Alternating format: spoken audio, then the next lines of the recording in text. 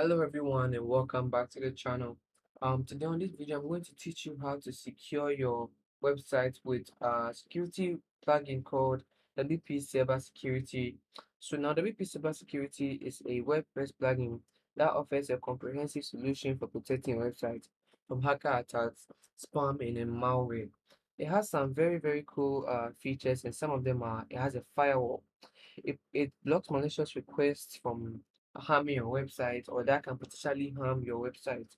It has an anti-spawn which detects bots and spam, and it basically protects all types of forms on your website from spam or bot attacks. So it has a malware scanner which scans every file on your website for any sort of malware or any sort of virus attack. It has an integrity checker which allows or alerts you to change any file in the WordPress core files, or even alerts you to changes in the WordPress core files, or even alerts you of updates. It has a user security log. That means it logs or it keeps records of every sort of activity of a logged-in user and at the same time of a user that's not logged in. So it also has a two-factor authentication. It adds an extra layer of security to your WordPress login by requiring a one-time code, a mobile app to verify your identity. So in this video, I'm going to teach you how to get a plugin, download it on your machine, install it on your WordPress website. I'm going to go through all the settings, what this does, what that does, to allow you to actually download it and then use it to start testing your website. So let's get started with the video. All right, guys. So at this point, we need to get the plugin from we need to actually download the plugin. So we can't download the plugin from the WordPress plugin repository, as in at this place, because the plugin actually used to be here, but now it's not there anymore for some reason. So if you want the security plugin, you are going to need to go to their website and then download it from there. So to do that, open up any browser, open a new tab, and then in the search box type in wp server.com, and then over here at their website, just go to the download tab over here. Come down, and at this section you see that download the latest version of the WP Server from our website. So here what you can do is you just click on this link and it's going to start installing the WP Server plugin for you. I already have it on my PC, so I'm not going to install it again, but if you don't, this is the process that I'm going to have to go through. So when you're done installing it and have it on your PC, go back to your WordPress website, go to upload plugin at the plugin section, click on choose file at the downloads folder, select the plugin which you just downloaded, and then click install now. Then WordPress is going to automatically get the plugin from the zip file for you.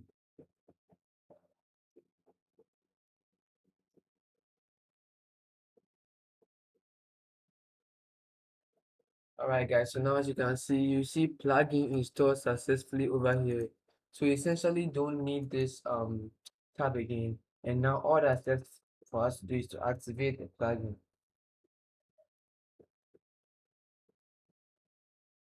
Okay guys, so now we have the WP Cyber Security officially active and it has started doing its job for our site.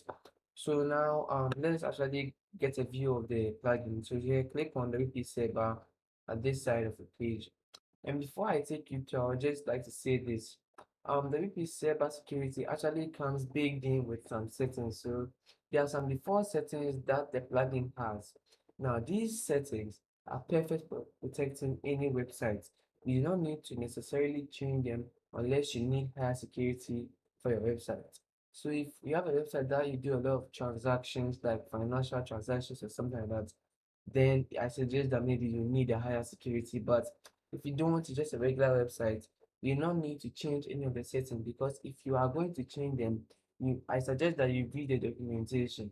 Okay, you understand it, you get to know what you're doing before you actually start changing some settings. Because if you change some stuff without knowing what you're doing, you can actually end up messing the whole thing up. You can log yourself out, block access to your website. You can cause a lot of damage if you do not know what you're doing. So I suggest that is either you leave the settings the way they are because they are perfect for protecting any website, or you read the documentation, you know what you're doing before you start changing stuff. So at the dashboard, it basically shows you an overview of everything that's been going on your website. logged in users activity, activities of non-logged in users, malicious activity of people who have been trying to log in, like unauthorized people, activities of bots, recently logged down IP addresses. That's as in those who have been logged out because they tried to log in a number of times and have failed. So at the activity version of the dashboard. It shows you basically what every user has been doing and what every non-authorized user has been doing. It shows you everything about all the users, what they've been like basically everything that they've been doing within the time frame that they've been logged in and the time that they've also not been logged in. So um, why the reason why this site is not showing anything is because nobody has actually tried. It's not a popular website. So, but if you had a website which a lot of stuff goes on there, you'll probably be seeing more information here than right now. So at the sessions part of the dashboard, it shows you real-time view of users that have been logged in. So as you can see, I'm an administrator and it's showing that I'm logged in. But if you had other users like editors or subscribers, you will also see their usernames here logged into your website at this moment. So now let's go to lookout. Now, lookout basically shows you those IP addresses who have tried to log into your website for a couple of times, have failed, and then have been what logged. So there are settings which control the time frame, as in the time that a user logs in or the number of times that user can try to log in, fail, and then be logged out. So let's go to main settings. That's the next block. Now, at the main settings block, um, this is where I'll have to say this again that the settings that come by default are perfect. Only change it when you know what you're doing or when you need a higher security solution or something like that.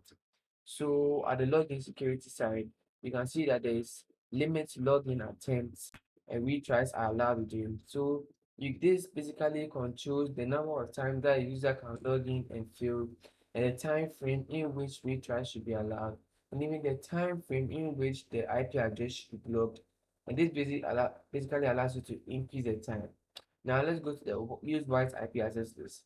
Now the white IP access lists are basically those people who, when they log in, they should be allowed to do whatever they need to do. They'll be I'll explain on that further. Now this side, I would leave it at default, but if you select block access to the weekly login with PHP, it essentially blocks the WP/admin page. So that's the login page to your website. So I would say that only do this when you have like another way to log into your website apart from the WP-admin. Um, but like on normal circumstances, do not select anything here. Leave the settings the way they are. There's no need to change anything. Now the custom login URL, this is where you will enter your new login page so that when you block the original one, you have another way of logging in. Um, for the proactive security rules, I'm not going to talk about anything here. Remember, change what you need to change when you have knowledge of what you are doing. So now at the WP Server plugin repository, this side, it says install WP Server updates from the WP Server website. The plugin, like I said before, it's not on WordPress anymore, so you can't install it from the WordPress plugin site. You always need to install it from the website.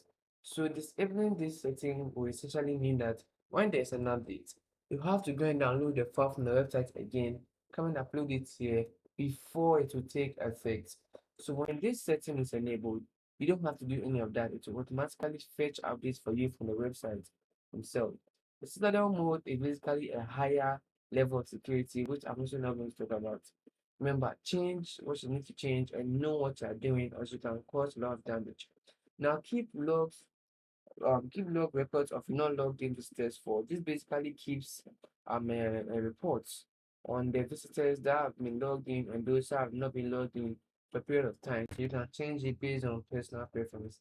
And then if you change stuff and like that, you can just click save changes to save everything. So now let's go to the access list.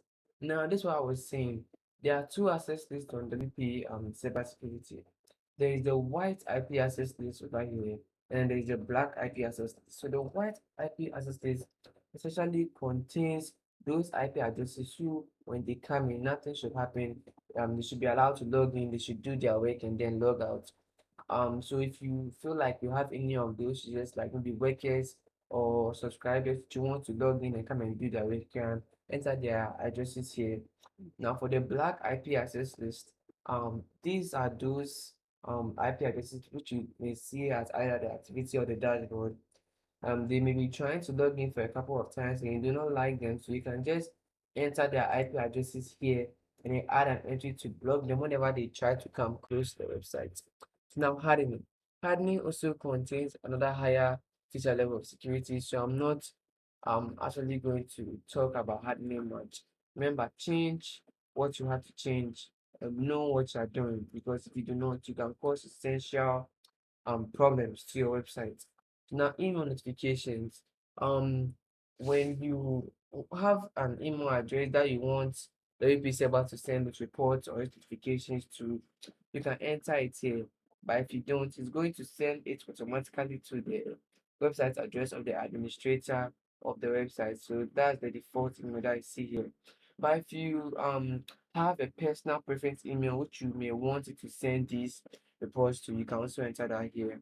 Go to activity reports, and then over here you can enable weekly reporting. It generates reports on a weekly basis. Here controls the time, the day, and the time at which it's supposed to send these reports, and then where to report the emails to. So once you change everything, you can just click save changes and everything will be okay. Now let's move to the traffic inspector.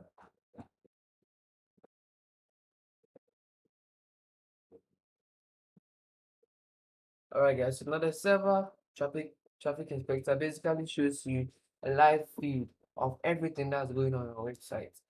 Users that have been logged in, what they are doing, especially users that have also not been logged in, those who are trying to, it shows you a live traffic of everybody and what they are doing or what they are essentially trying to do to your website. So now at the settings page, this basically controls what shows up at the live traffic side. So you can choose the maximum compatibility or the maximum security. You can also enable the white IP access list. And then you don't actually need to do anything here except from down here. It's also part of the logs, keeping the reports of the users that been logged in and those that haven't. So yeah, you can change the days based on personal preference. If you want to know more about this, you can also go to the documentation and read so that you know what you're doing if you try to change some settings. So now let's move on to security rules.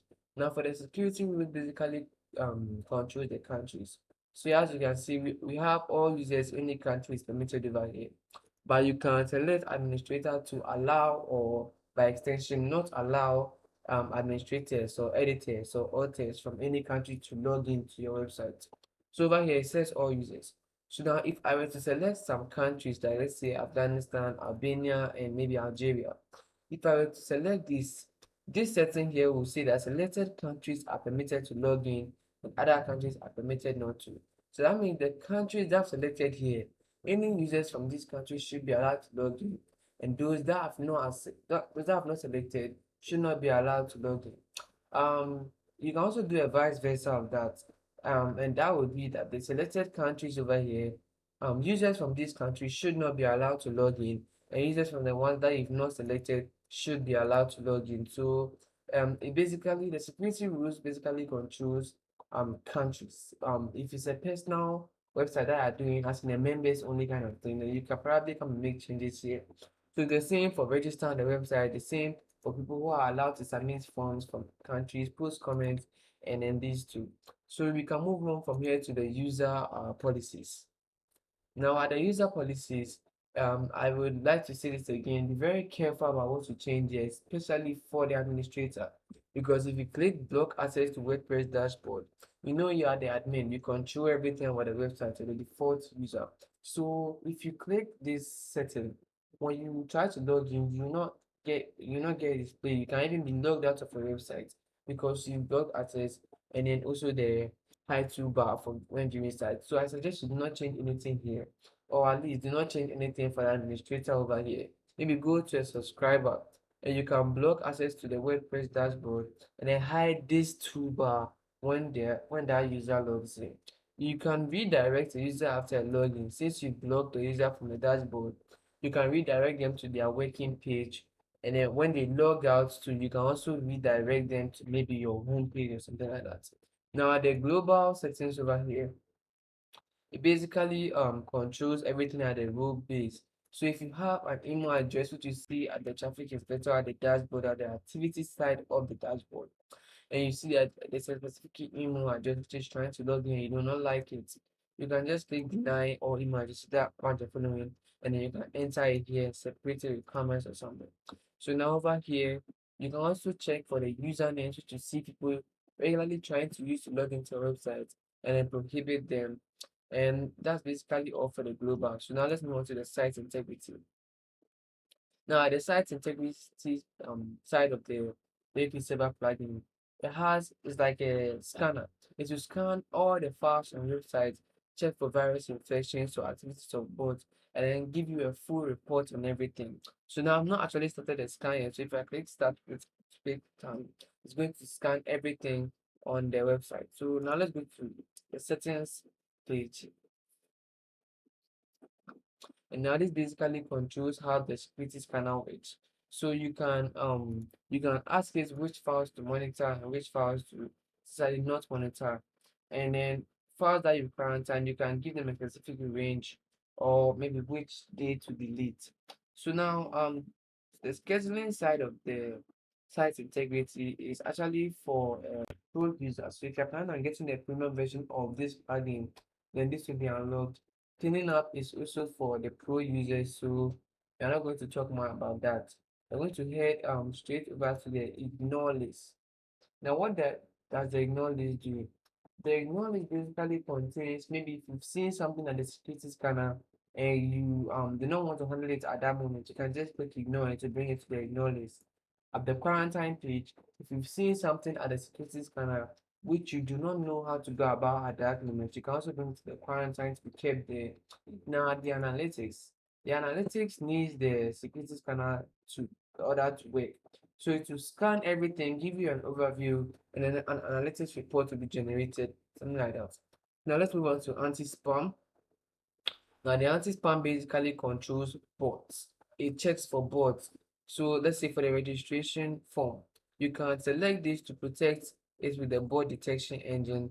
For comments forms and basically all other types of forms on your website, you can use the server anti-spam engine to protect them from bots.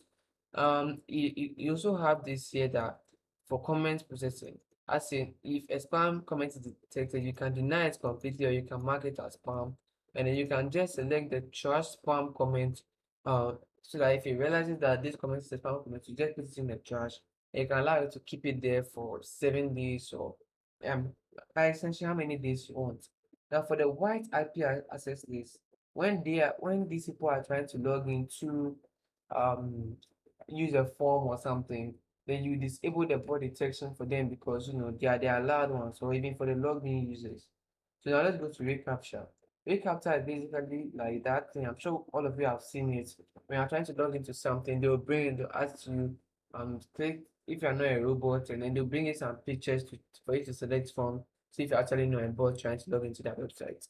So to get this working, you actually need to view recaptcha events. Go here, get a site key, get a secret key, and then enter them here. Then you can enable it for the registration form, the lost your password form, for the comment form, and then you can disable it also for the white IP access list. And then this basically controls the time after which to log out a user when they have tried for a couple of times. So I'm going to do a separate video on actually the recaptcha because it's a different thing for you to understand. But this is basically what the spam section of the WP server plugin is about. Now let's go to Server Hub. I would say this is the most interesting part of the whole plugin. It essentially allows you to control multiple websites from one website. So you can have a WP Server Security plugin installed on different websites, and then you can use the main one as sort of like a control panel to control those different websites from one. So if I click enable main website mode, I will turn this into the control panel so that I can control other websites from it. But if I change it to manage mode, it then by extension becomes a website which I can then control from another website. So that means another website is my control panel, and then this is my managed website that I can control from there. So now I actually have two websites of mine over here that I'm going to use to just show you how it's like. So I'm going to click enable main website mode over here. And then this sets it to a control panel as your main website where you are going to manage others from. I'm going to go to this website here, go to the WP server, and then I'm going to move over to the server hub. Do the same for this one. Go to the WP server, go to the server hub. I'm going to click enable managed mode. Here, same thing. Okay, I think here the managed mode is already enabled. So what we need to do is we're going to select this whole thing, right click and then click copy to get the key or the token. Then go back to your main website and then click add. Over here, right click, paste it, and then add website. And then there I say your first website should now be added to your main website. So you're essentially controlling one website from another.